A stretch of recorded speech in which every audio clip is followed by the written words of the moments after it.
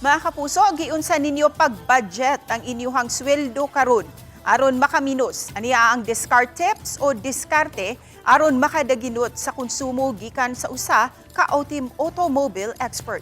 Mas maayong buhaton nga magpatubil og gas sa sayong kabuntagon nga solid pa ang fuel ug wala pay buwa-buwa nga masagol. Kung aduna may igong budget, mas maayong magpatubil og full tank. Inay anam-anamon nga magpatubil tungod kay dili man kini mao'y saktong pagdaginot.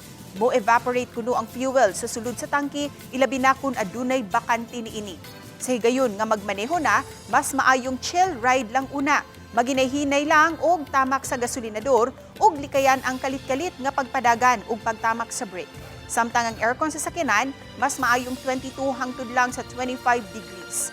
Importante usab nga mas maayo ang kondisyon sa sakyanan. Di kinahanglan nga insakto usab ang tire pressure ug kanunay usab ang pagpa-tune up ug pa-change oil. Ang ubang drivers inguni-ini usab ang ilang diskarte karon.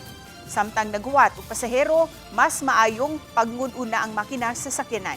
Subay niini, gikatakdang mupagawas ang LTFRB ug official guide kung unsaon makadaginot og fuel consumption.